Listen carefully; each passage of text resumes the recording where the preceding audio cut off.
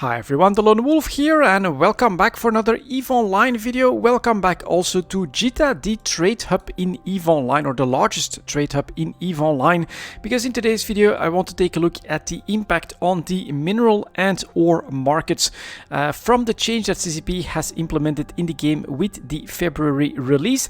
They nerfed the ore anomalies in 0.0 by, well, a couple percentage points, and then they also released a dev blog where they basically explain that they're also going to make drastic changes to the outcome of moon mining, and all of that, well, was pretty damn interesting to watch. At first everyone thought CCP must have made a mistake, like added a 0 where they didn't mean to. When it comes to the nerf to the ore anomalies, it's definitely more than a couple percentage points. It's actually a huge, massive nerf that basically makes raw coal mining in large groups completely useless at this point.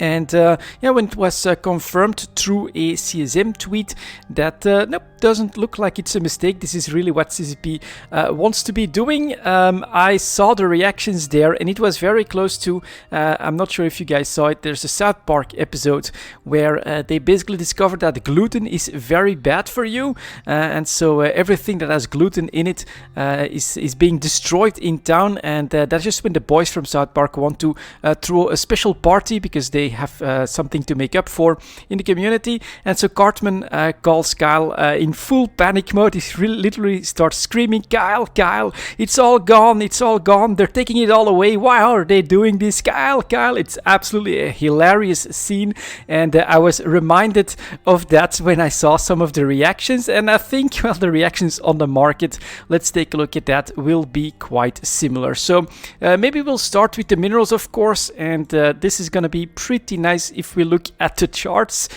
Can I make this a little bit bigger? Yes, I can. Great. So here is Isogen, that poor Isogen, which has basically been struggling for a couple of years now. Complete lack of volumes, pretty obvious. And look at that spike when this was discovered and announced. Normal price range 13-14 ISK for Isogen in the last couple of months. All of a sudden 21.58 for the seller, 17.50 for the buyers, and of course that volume spike is quite crazy. People going after any mineral that they can get their hands on, expecting the drought that is basically announced also by CCP, a phase of real shortages that is right upon us, and this is the impact on the market. It's really huge. It's almost mind-boggling that CCP is actually doing this, because this is really the foundation of the EVE Online sandbox. You get started with mining for minerals and then building Tech 1 ships, modules, munitions,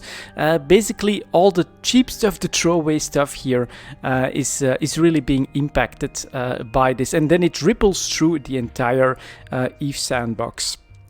Now, next up, maybe I'll start with titanium here as well, because this is like the cheapest mineral, normally speaking. It's not always the case, but this is like definitely the bulkiest mineral as well, the one that's the most plentiful and also needed the most in industry, in Tech 1 industry in EVE Online. You can see here the same spike, like practically double, more than double of the normal volumes, and then the price range went from 6 to 6.5 is the normal range, and all of a sudden we're talking 740 for the sellers of titanium and 682 for the buyers. So definitely a jump up, not as drastic as what we saw here in Isogen, especially not in the volumes, but it is still very noticeable, and 750 is actually a more than reasonable price, definitely above average, even historically speaking. And that is the big difference between something like titanium and something like Isogen. Titanium, I think because it is that bulkiest mineral, has always been able to stay decently close to its historical prices.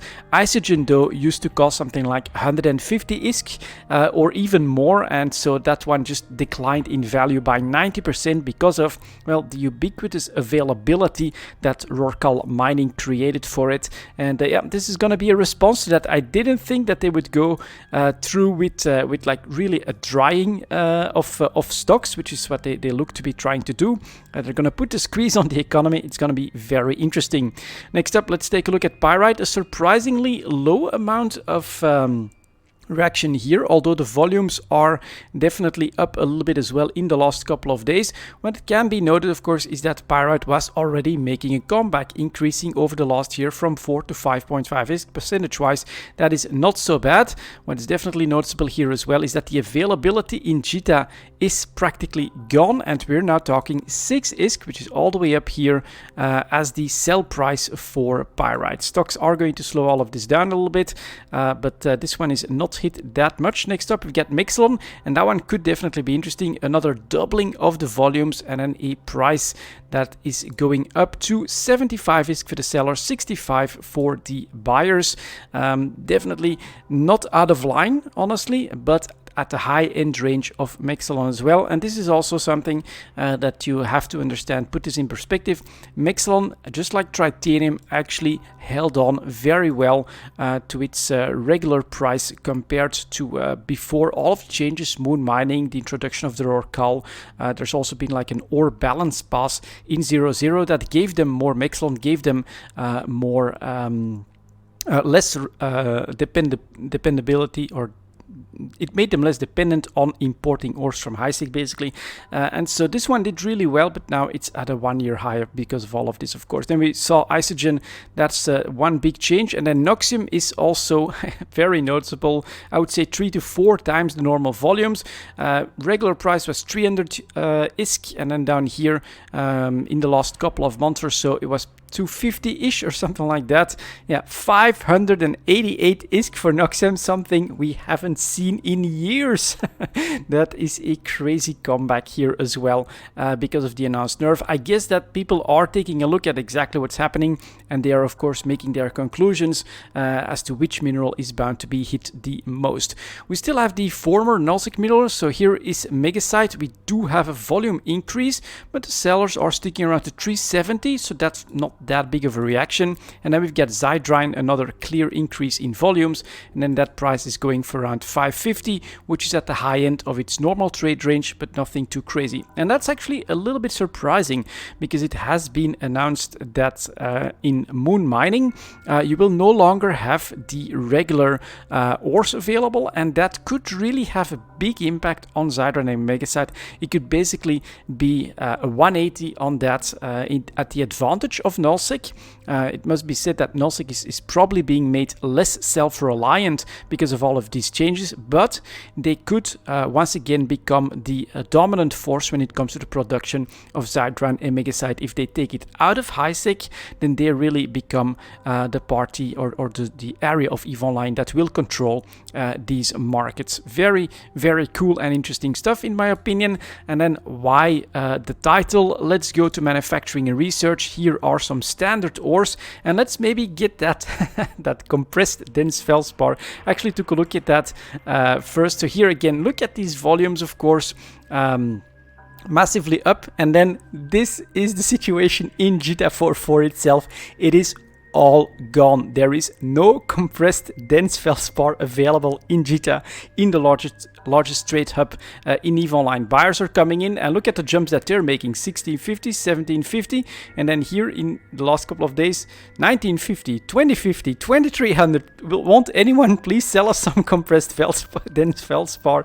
There is absolutely nothing available. One jump out, there's 11 units for sale, so nobody's gonna bother with that, of course. And one jump out here in perimeter, someone is still selling 500,000 units at 2,550. If we go to the chart here, clearly a 1-year high point as well.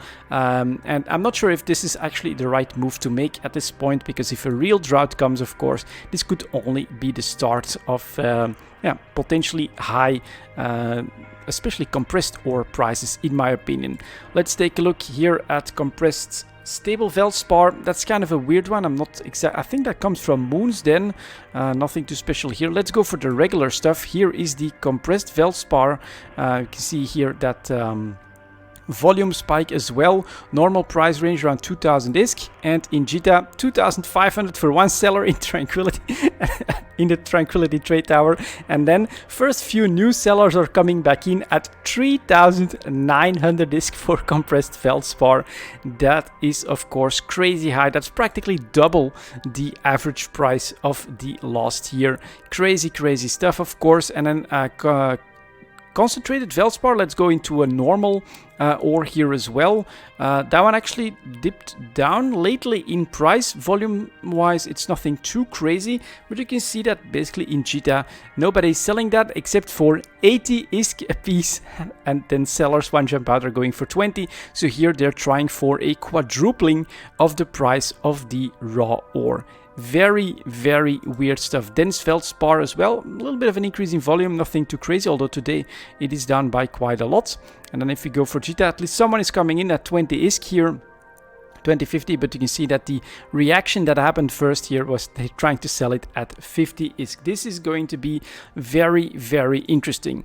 What I'm personally a little bit worried about for my own personal moon is because is Arcanor. So I produce Arcanor there at the moment, and it is clearly shown that this is a standard ore, and standard ores are going to be removed from the ore mix when it comes to moon mining. So that does mean if I look at Arcanor, then that's a source of megasite, which of course is something that is quite valuable despite the decrease in value that we've seen because of moon mining. So let's take a look at the Arcanor. Yeah, another crazy volume spike here, of course, going for over 25,000 units. And then if we take a look at this in Jita, we try to get an average price 2,500 ISK normally for some Arcanor, and now they're selling it for 7,500 ISK, almost triple the price.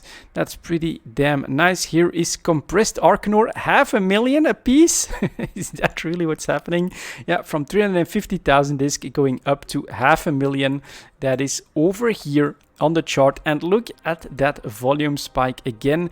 Does Arcanor produce Noxium? No, it doesn't. I think, if I'm not mistaken, Pyroxeres produces Noxium, and we saw how strong the reaction in the Noxium market as well was when it comes to the volumes and the price. So this could be very interesting as well. Let's start with the compressed versions here. Volume wise, we're not seeing anything too special. 5,000 ISK a piece, and yeah, 14,400 ISK for the sellers in Jita. Nobody else even close to us is now selling compressed Feldspar, Pyroxeres, excuse me, and that is almost triple the price as well. Compressed solid Pyroxeres, same thing. Compressed Vicious, that one is still doing a little bit better with 10,000 ISK. That's just double the price of what it was just a couple of days ago. And then let's take a look at some of the volumes here.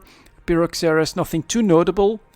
Solid, anything that was basically available at a cheaper price has been immediately bought out in the market. And then averages here are 40 to 50, 40 to 50, 40 to 50. And actually, in Jita, they're going for 75. In these systems around Jita, it's a little bit slower apparently to react to this price changes here. Look at 100 ISK trying here in Jita, and then Solid going for 54. Competition is starting to come back in because of course not all of these changes are in the game just yet, and we don't exactly know what CCP is planning to do with moon mining, but this was one big roller coaster when it comes to CCP doing that massive nerf to the ore anomalies. There was definitely panic buying. That is pretty obvious, I think, when you look at some of these volumes, especially here. Like the biggest winner is obviously Noxium. I had to share that with you guys. It was super interesting to read about it, and of course CCP's plans now will have a big impact on the game in general. This is just going to really potentially wreak havoc to the entire economy, and it's going to really change potentially how we play the game, because mining in an Orca for Feldspar could be very interesting all of a sudden. For instance, getting the best high-sec yield could once again be something to strive for. Before in nullsec, well, the Rocals were just better and could grab everything that they wanted. If you give something back that's basically unique or the best to get in high-sec, like Feldspar, just make that titanium, doesn't have to be Magicite or anything super expensive, but that will give us, you know, I think a little bit of a resurgence in interest in getting that mining going in high-sec. And yeah, big changes for the economy. And then, of course, we should not forget the longer-term plans here for CCP. What they announced is that at first they now want a shortage phase in the mineral market and the resource distribution in EVE Online. I think if we look at the reaction on the market and what's available in the largest trade hub on some of these compressed ores, then they're definitely succeeding in that. Let's go for these standard ores here again. So they're definitely succeeding in that, and after that they're going to look at how they want to redistribute things. I personally get the feeling that they are going to at least make a difference between high-sec, null-sec, potentially also wormhole space and low-sec space, so that each of them have something that that needs to come from activity in those specific areas. It makes it, well, a lot more. It's a 180 basically on the self-reliance that 0.0 has enjoyed for a very long time, but it basically forces trade, forces new dynamics into the game, and potentially can force conflict as well. That's up to the players whether they think that that's worth it or not, but I can definitely see the potential in that. And then, yeah, just looking at the reaction here on, for instance, that those compressed ores, which goes very much in line what I'm saying right there. If trade becomes more important, then getting the most ore for the smallest volume is also really important, and that is going to massively increase the value of compressed ores at this point. So I would definitely recommend, if you're mining, if you hold stocks of ores, don't just turn all of that into minerals, but make sure to compress it first, because that's where the real ISK might just turn out to be. This is triple the price of what compressed solid Pyroxeras went for just 2 days ago. So I think that that can tell you all you need to know. And there you go, guys. It's going to be a super interesting EVE talk. I think it's going to be a super interesting couple of weeks and months in EVE Online, because this is really, as I said, hitting and changing the foundation of the game. I am going to enjoy this ride, and I hope you'll be along for it as well. Thank you very much for watching, and as always, I'll see you next time.